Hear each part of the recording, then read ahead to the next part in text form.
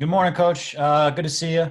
We're about now, less than 2 weeks from the first game, and we're just a little over a week to go.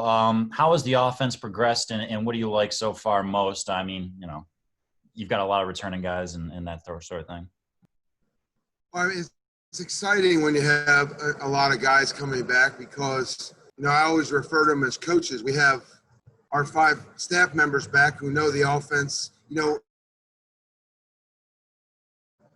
We're all coming back and we've got all the answers in terms of how to install the offense and do the things that we need to do. But we've also got 35, 36 additional guys that know the system. So they can turn around in line right now and talk to the young guys that don't know anything about how the drill is done, what the expectations are. And we got a lot of guys out there coaching. I mean, I actually tweeted something today about one of our defensive linemen, Tamari, was out there coaching 2 real young D linemen. And I think that's kind of where our program is right now. So we're ahead of the game mentally, and we're trying to close the gap on the physical end of it because of the lack of spring ball. All right, let's move over to Andrew Jones. Andrew, go ahead. Hey, Coach. Mac has been pretty upfront about how you guys want to you'd like to have 10 offensive linemen, but certainly 8 would be a doable goal, but that you haven't quite gotten there yet. He gives us the 6 names that are pretty obvious, the guys that are in there, and his 7th being Jonathan Adorno. How much of a concern is it that you might not be able to get to the 8th or 9th offensive lineman? Well, from a numbers standpoint, this is where we were last year. We wanted 8. We didn't have 8. Right now we have 6 that we love. We have a 7th that we think is going to be pretty good. And we have 2 guys, maybe 3 right now that are really working to try to get to be that 8th guy. So we've got another, 8, 9 days before we get to the game. I think right now, if we went in the game tomorrow, there's 7 that we feel good about.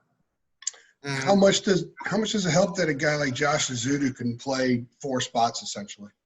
Well, it helps a lot. You just took the words right out of my mouth. I was going to say we have one guy that really is 2 people for us because he can play guard or tackle anywhere on the offensive line. So he gives us some flexibility with regards to being able to spell different guys and not have a drop-off with an offensive position. Thank you. Appreciate it. Yes, sir. All right, CL Brown, you are up next.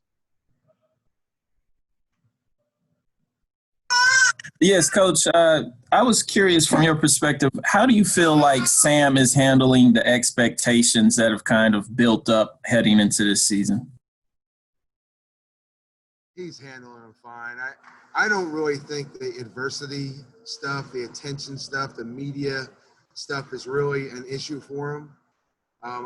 He has some personal goals that he set for himself, and some of them are short term with North Carolina football this year, and then a little bit more long term with what he wants to do here as a career overall, and then maybe even at the next level. But all of that stuff, he is a little bit more mature than his age would lead you to believe, because he's able to understand that today and the investment in the work that he does today is the best investment he can make for any of that stuff down the road. And I don't really think that that's changed with him at all. So he stays focused on the work at hand, and I don't think he's really affected by the rest of it.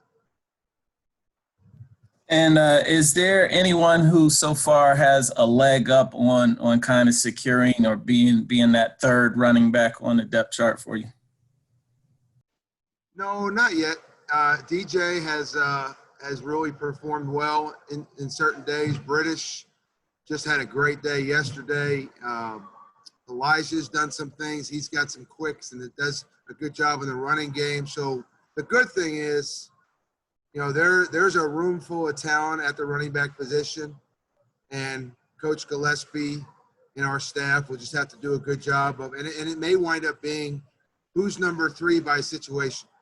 Better pass catcher, the better blocker, the better runner. It may wind up coming down to who do we need for that particular situation in the game. So we'll just have to wait and see there. Thanks, Coach. All right, let's go over to Greg Barnes. Greg, go ahead.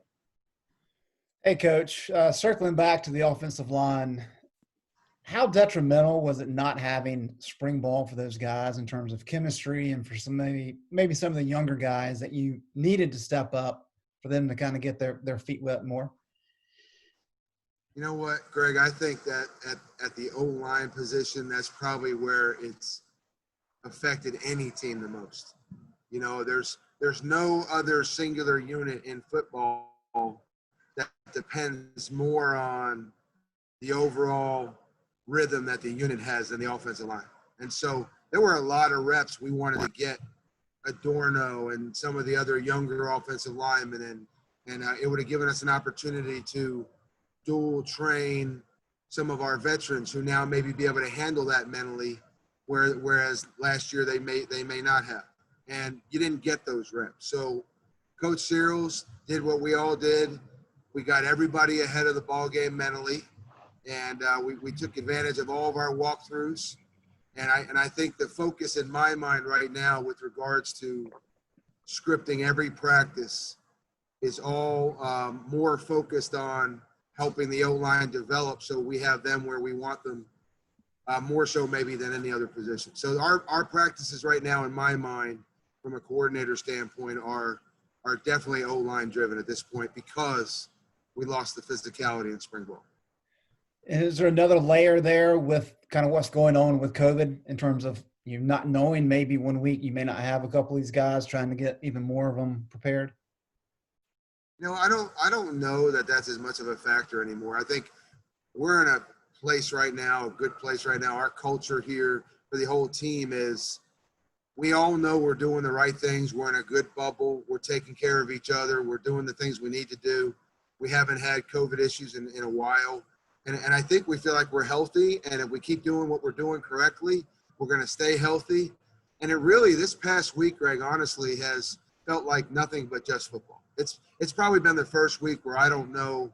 Coach Brown will address everything that needs to be addressed. But we've come out here and it's been all football for the last week or so. And that it feels good to get back to some sort of normalcy, I think. Okay. I had one more. A month ago, you had no idea you were going to be playing Syracuse or Charlotte. And I know you typically have the off season to prepare for some of these early games. Factor that in with you running a training camp. How challenging is that with the scouting process? I think for the guys, it's not going to be a huge challenge because the way we install the offense, you know, we're going to work all the pressures. We're going to work all the coverages. We're going to work all the fronts. So there isn't too much that we see out there that is going to be drastically different. I say that, and Syracuse does do some unique things, so we have been able to focus in on those things more recently. But that's where we really gained an advantage. We've taken advantage of the time we had over the pandemic to really get ahead as much as we could mentally. And now we're kind of practicing what we've been working on mentally out here. So I don't think that part is an issue. It certainly is a little bit more of a challenge with the shorter schedule with regards to knowing who we're playing. So we are crash coursing Syracuse right now, and that's really our only focus. We're ready for next Saturday. Thanks, Phil. Yes, sir. Okay, next up, Ross Martin.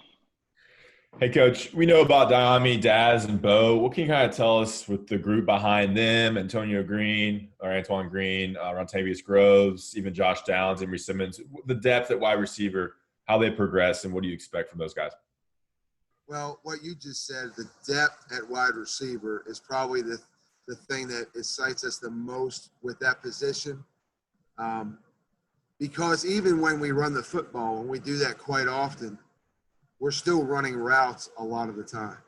And so that's a little bit more mileage during the course of a game and during the course of practice. And it's difficult when you only have 3 guys. So to have 7, 8 guys right now in that room that we would feel comfortable with, there's a pecking order there. I don't know that we're playing somebody ahead of De'Ami Brown, but if we have to go to our backup wide receiver on either side, we feel good about their execution. If we've got to go to, the 3rd or 4th slot, we feel good about their execution. So sometimes the backup slot at 100% in terms of energy is better than the starter at 80%. And so the depth in the wide receiver room lends to helping our tempo.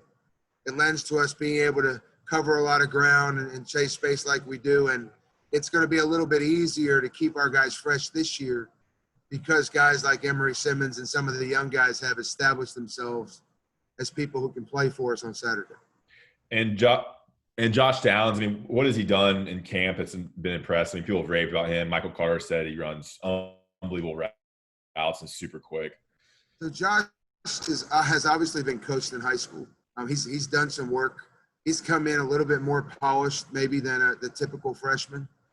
He's a little bit sharper with routes. From an athletic standpoint, he's a great change of direction slot receiver. He's got great vertical speed. He catches the ball really well. So the system, he's adjusting to getting used to the tempo that we're in. To run a deep ball and to have to come back and run another one without coming out is new to some of the young guys. So again, the learning curve for him more is on the physical end because he did such a great job of preparing himself mentally during the pandemic period. Yeah, and quickly, Mac Brown spoke about Garrett Walston, I think on Monday. How do you expect to use the tight end this year, and what does Garrett Walston do, and how do you see him kind of fitting into the offense in 2020? So Garrett is what you would hope. He's a year better at his position, and so we feel more confident with him in the box.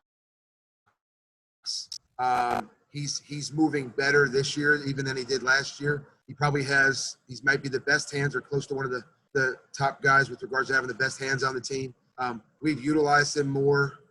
His role is more diverse this year because what he can do for us this year is more diverse. So he's had a great camp. We're excited about him. And then you have the emergence of a younger tight end in Kamari Morales, who has been a physical presence in the box and can do enough outside. So we like those two in that room right now. And then the younger guys all have potential, and they also have time to develop. Great. Thank you. Okay, let's back over to Andrew Jones. Andrew, go ahead. Hey, Coach, going back to the O-line, when William Barnes arrived as a true freshman, he played a lot early, then got hurt, and he's kind of been battling that, a couple other things really since then. Where do things stand with him right now? And if you guys played a game Saturday, is he ready to maybe help in a pinch or more? Well, William is one of those three that I was referring to when I said we're trying to pull or get out of one more out of these three guys, a lineman that kind of matches Coach Cyril's standard for getting on the field on Saturday. So he and two others are really, they're battling right now, not necessarily with each other, but just to get to a point where they can execute at a high enough level that we're confident enough to put him out on the field on Saturday. So he has been, he's had a nagging little back issue, but for the most part, I think he's back now and he's working, and we've got 8 or 9 days to see what we can do with William. One other quick question over to backup quarterback. Max said earlier this week, I guess it was, that you're not sure if either Jace or Jacoby are ready for that third series that he's discussed with us a couple of times. Where do both of those guys stand, and what do you like? What's kind of the high-end thing about both Jace and Jacoby? Well, I will say I've been blessed. I showed up here with two true freshmen and a freshman last year, and the competition went down to the wire before we named Sam. And this year I've got Jace is back, and he's doing well in camp. Jacoby is here, and he kind of got robbed of a spring ball physically, but mentally he's been able to work it and study and grind. And so he's further back on the learning curve, obviously, than Sam and Jace. What do I like about the two of them? I like the depth of our room. I think we feel like we can do more with Sam Howell now that I have two solid guys behind him, as opposed to the situation we were in last year, where we got down to Vincent Amendola, and that was the only other guy in the quarterback room. So Jace has really done a good job athletically, and he's been able to make some, more progressive decisions with regards to things that are going on the field because he brings some of that experience from last year. And then, on Jacoby's end, Jacoby is still learning mentally. I think we're going to have a package for both of them, and it's going to be the plays that are in the game plan for Syracuse that those two execute well. And I'd say the thing that Jacoby's doing right now is he's an athlete himself. He's a really good runner. and he's done a fantastic job throwing the football in camp. Well, thank you. I appreciate it. All right, we're going to wrap up today with CL Brown. CL, go ahead. Coach, given Sam's handle of the offense and all of the weapons that you have in the skill positions, what's your philosophy on kind of expanding, the things how many different things you can do in offense as opposed to just doing all the things you do now well and just, kind of the repetition of what you do well? How do you balance whether you're going to throw some more wrinkles in, Adam, or just kind of stick to what you do well? See, this is what I would say. This is my favorite year. Whenever you go to a new place, the second year is my favorite year because I have to battle personally just with myself during the year in the first season. Because I've been through this so many times, this process of installing the offense and getting our guys where they need to be instinctive. I'm a huge believer of getting them to that point. And so we'll push the limit to the saturation point the first year, and then we're going to stop it there, and we're going to get really, really good at what we do. Last year, we were probably more limited than I'm used to being in the first season because of the injury situation in the quarterback room. This year is a lot of fun, and I smile when I think about it because we have been able to expand because we have more depth. We've been able to expand because quarterback. We've been able to expand because all of these veterans coming back can handle the little wrinkles. So I think the full playbook is open this year. And this year is what you should see out of our offense for the rest of the time now because it's in. And so the veterans just come back and teach the freshmen. We're never going to go through that first initial season anymore. So I like where we are right now, and it's just about us going out and executing what we know we can do against Syracuse. I'm excited about seeing this team this year. Thanks, Coach. Okay, Phil, thanks so much for your time today. We really appreciate that. You guys have a great weekend. I appreciate your time.